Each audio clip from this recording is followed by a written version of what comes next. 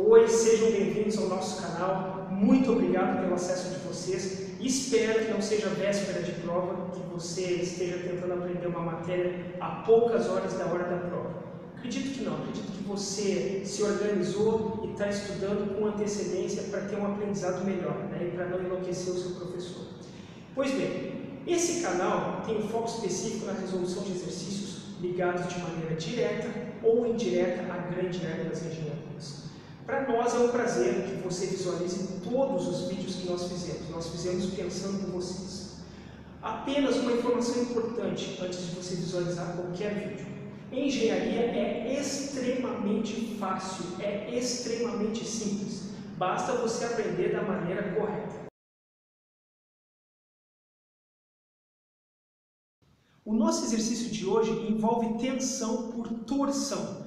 Antes de começarmos os cálculos, eu queria que você desse uma olhadinha com bastante calma, com bastante cuidado no enunciado. Dá uma olhadinha aí.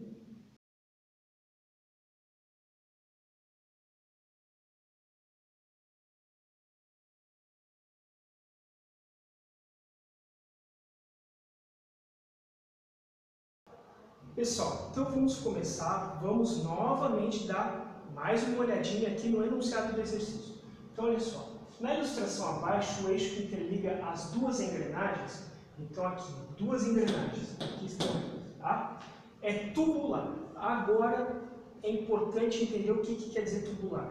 Tubular é como se fosse vazado, tá? Como se ele fosse, vou usar uma linguagem não tão técnica, como se ele fosse oco por dentro, o eixo tubular, tá? Por dentro ele é vazado, é oco, isso que se quer dizer aqui. É tubular. Tem diâmetro externo igual a 20 milímetros. Então quer dizer que externamente esse diâmetro é 20 milímetros. E diâmetro interno igual a 5 milímetros. Ou seja, já que ele é vazado lá dentro, seria mais ou menos isso. Ó. Tem um eixo externo, que aqui são 20 milímetros.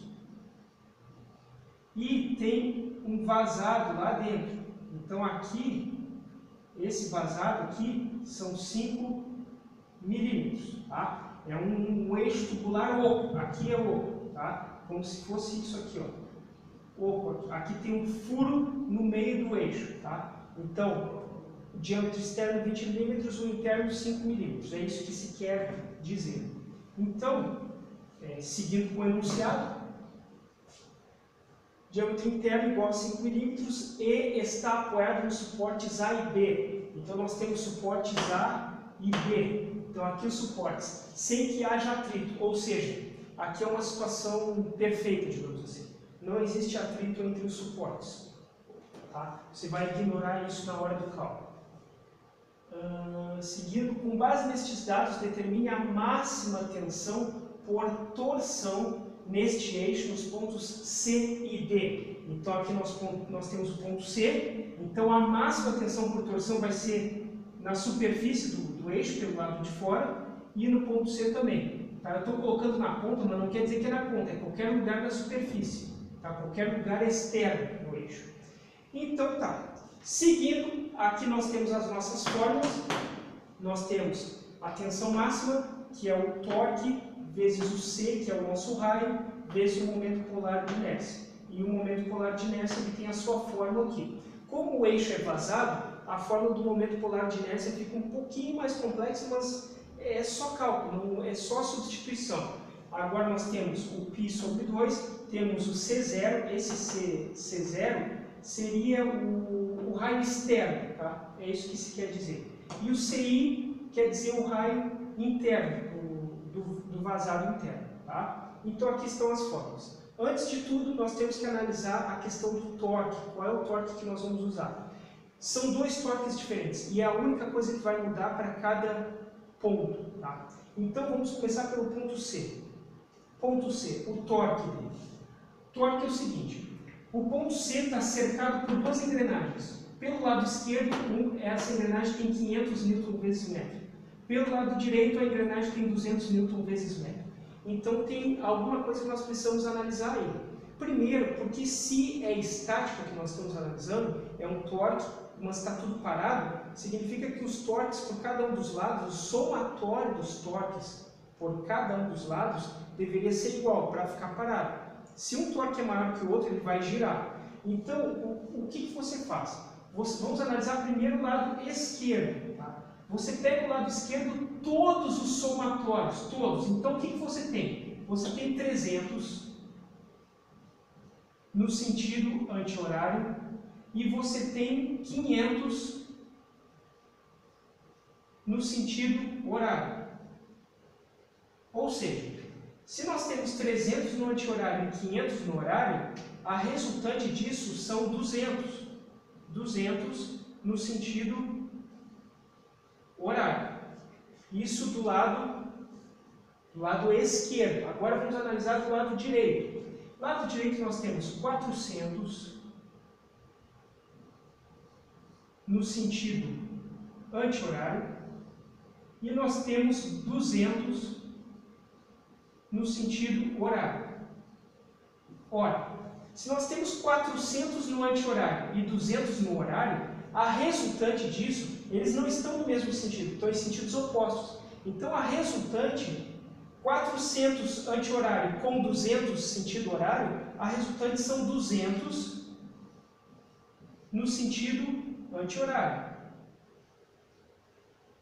Ou seja, pelo lado esquerdo, o somatório deu 200. Pelo lado direito, deu 200 também.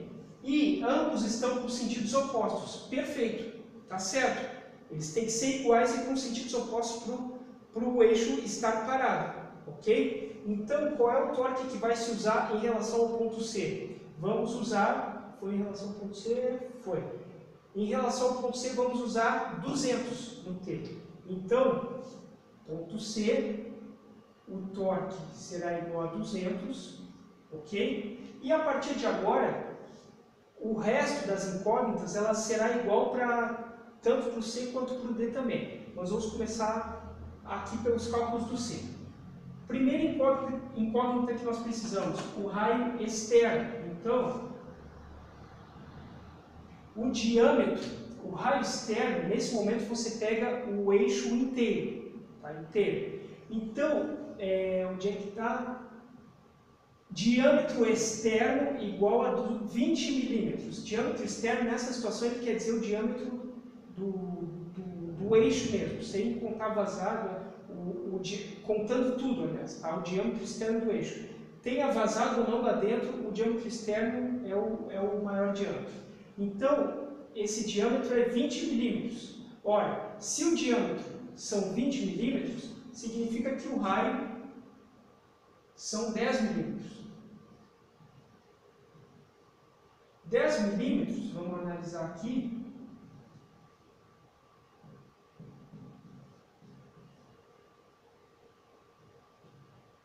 Milímetros é a mesma coisa que 0,01 ou 0,010, é a mesma coisa, tá? Então está aqui o diâmetro, o raio.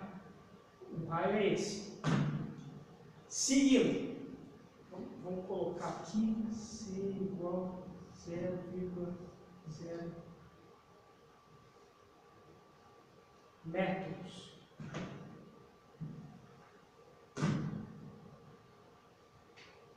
Torque Newton vezes metros. Por que eu passei para metros? Porque o torque está no sistema internacional. Então, eu também passo para o sistema internacional, que é metros. Agora, falta nós calcularmos o J, que é o momento polar de inércia. Que talvez seja a parte mais chatinha aqui, mas é muito rápido também. Não tem muito mistério. Então, vamos lá. O J, vou fazer nesse espaço aqui. O J vai ser igual a π sobre 2, que multiplica raio externo na quarta potência. Então, nós vamos ter que fazer aqui o raio externo. O raio externo nós já vimos, eles são 10 milímetros, ou 0,01 metros. Então, temos que multiplicar isso na quarta potência. Ok? Temos que pegar esse, vou anotar aqui para não ficar dúvida. 0,010 na quarta potência, menos o raio interno. Olha só, o diâmetro interno é igual a 5 milímetros. Então, se o diâmetro interno são 5 milímetros, o raio interno, vamos colocar aqui raio interno, esse aqui é o externo e o raio interno vão ser 2,5 milímetros. Ok? Se o diâmetro interno é igual a 5 milímetros, o raio interno é 2,5 milímetros. Então, nós temos que passar isso para metros. Milímetros para metros. Então, 1, 2, 3. 1, 2, 3. 0,0025. Então, o C interno é igual a 0,0025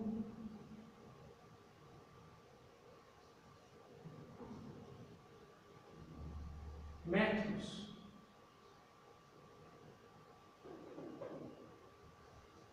0,0025 metros. Está aqui. Então, na fórmula do momento polar de inércia, usamos o raio externo primeiro, aqui, ó. Usamos, menos o raio interno, que é esse aqui, ó, elevado na quarta potência. Então, 0,0025 na quarta potência. Então, essa é a conta do nosso momento polar de inércia. Então, vamos analisar aqui. J é igual a I sobre 2, que multiplica. Então, vamos lá para a parte chatinha aqui. Esse valor é elevado na quarta.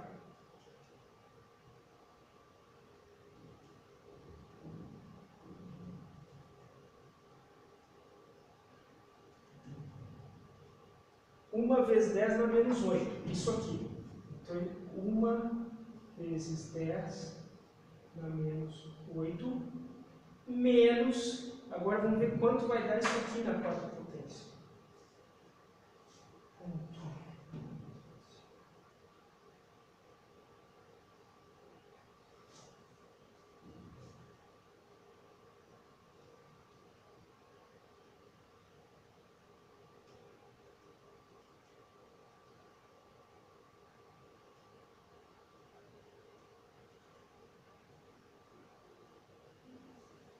Então, 3,9. Vou colocar todas as casas da vida. 3,90625 vezes 10 dá menos 11. 3,90625 vezes 10 dá menos 11. É isso. Só aqui rapidinho. Isso.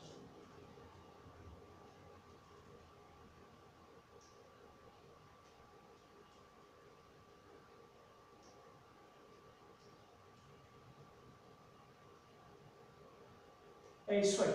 Então agora seguimos com o cálculo. J é igual a π sobre 2 que multiplica. Vamos analisar quanto é que dá esse resultado aqui dentro do parênteses. Vamos lá.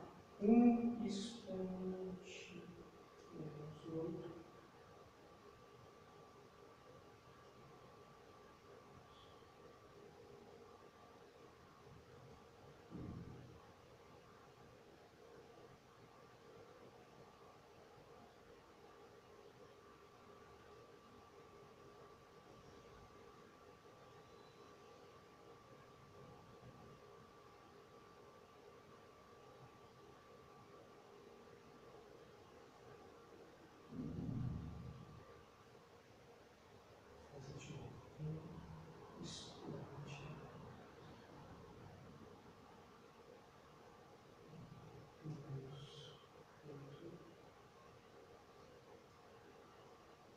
Uma vez 10 dá menos 8, menos 3,906.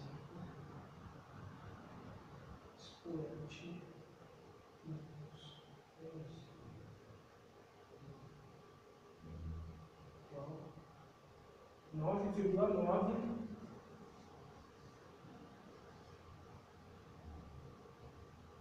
6 vezes 609 vezes 10 dá menos 9.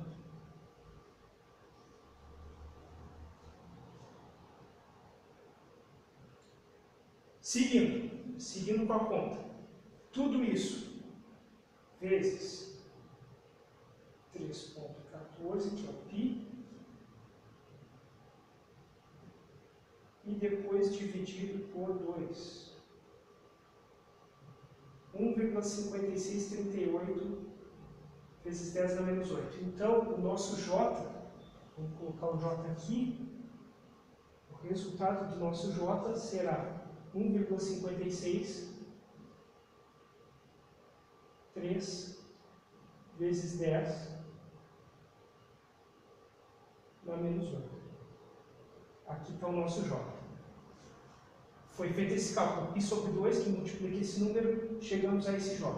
Então, aqui estão os valores que nós teremos que usar. J, o torque e o C externo. Pronto, esses três valores. Então, vamos para a conta.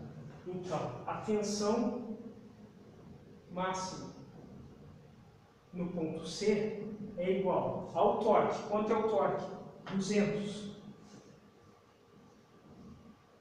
vezes o raio. Nesse momento é a tensão máxima, então o raio externo sempre.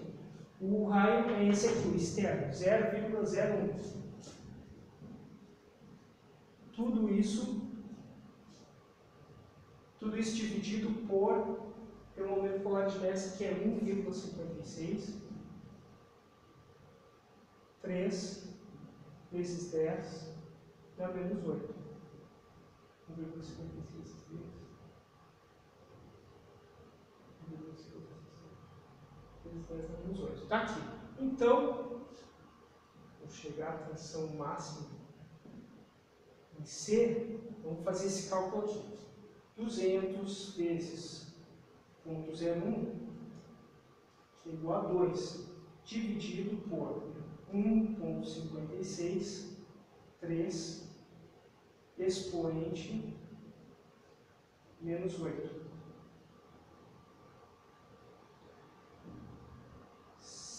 Vai ter um número grande aqui.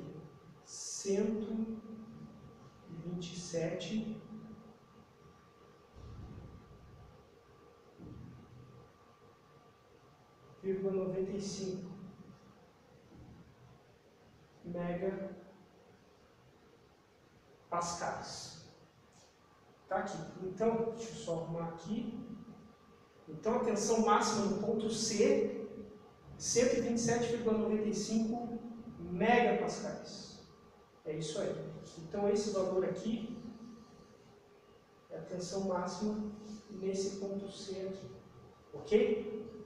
Agora, nós temos que analisar a tensão máxima no ponto D. Então, o momento polar de inércia vai ser o mesmo. É o mesmo eixo, tá? O mesmo cálculo. O raio externo vai ser o mesmo também. É o mesmo. A única coisa que vai mudar será o torque aqui na fórmula. Esse torque aqui vai mudar. Então, no ponto D, vamos analisar o torque aqui. Ponto D está aqui. Então, analisando todo o somatório dos torques para o lado direito. Do lado direito, nós só temos 400. Então, o somatório é 400. Isso aqui é um 4, porque parece 400 no sentido anti-horário. Para o outro lado, nós temos uma série de torques. Temos 300 no sentido anti-horário. Temos 500 no sentido horário. E temos ainda 200 no sentido horário. É isso? Então, olha só. 300 no sentido anti-horário com 500 no sentido horário. Isso tudo é igual a 200 no sentido horário. Fiz a soma desses dois aqui. 200. Ainda falta esse 200. Ó. 200 no horário mais 200 no mesmo sentido vai gerar todo esse lado 400 no sentido horário. Ou seja, temos 400 o somatório do lado esquerdo e 400 o somatório do lado direito. Perfeito. E agora, analisando, eles estão com sentidos opostos. Está correto, para o eixo continuar parado. Então, o torque que eu vou usar em relação ao ponto D, eu vou usar um torque igual a 400. Então, no ponto D, vamos colocar onde aqui agora? 400. Deixa eu apagar isso aqui para despoluir.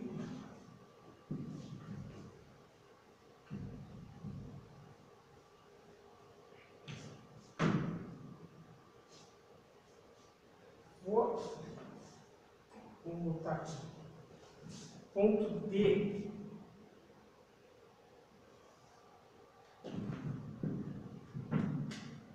Ponto D. Torque é igual a 400 Newton vezes metro. Que mais? O momento polar de inércia vai ser a mesma coisa. O J, né? O J é esse aqui. Também vai ser igual a 1,563 vezes 10 na menos 8. E o raio, que é o raio externo que se usa aqui, né? O C será igual a 0,01. Feito isso, com esses dados em mãos, nós podemos calcular a máxima tensão por torção no ponto D. Então, vamos colocar ela aqui, tá? Vou colocar ela aqui, acredito que não vai ficar tão poluído. Vou colocar ela aqui assim. Então, tensão máxima no ponto D será igual a 400, que é o torque, vezes o raio, que é o mesmo, tudo isso sobre o momento polar de inércia, que é o mesmo também.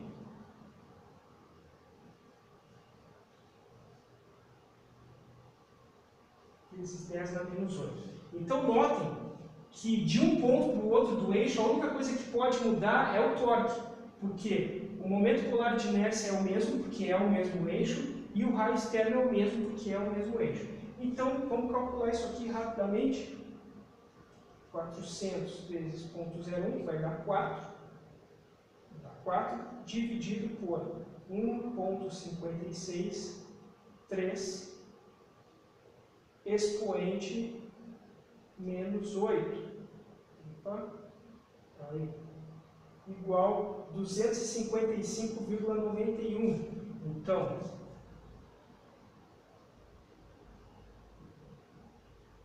máximo de D é igual a 255,91 megapascais. Então, esse valor aqui é a máxima tensão por torção no ponto D.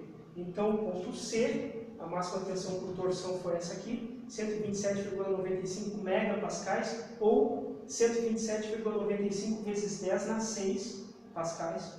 E no ponto D, tensão máxima 255,91 megapascais, ou 255,91 vezes 10 na 6, vezes 10 na sexta potência pascais. Tá? Então, aqui está resolvido o exercício. Espero ter contribuído de alguma forma e eu aguardo você até o nosso próximo vídeo. Até mais! Mais uma vez, muito obrigado por acessar o nosso canal. Te convido a se inscrever e ficar por dentro de todos os vídeos que são postados semanalmente.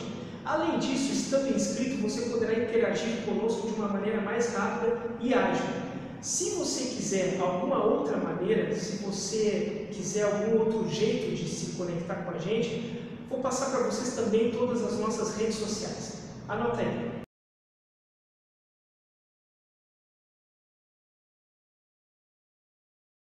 Muito bem, chegamos ao final do nosso vídeo. Mais uma vez, muito obrigado pelo seu acesso e fique à vontade para acessar mais vezes. Até a próxima. Já pensou se assistisse um canal assim na nossa época de graduação?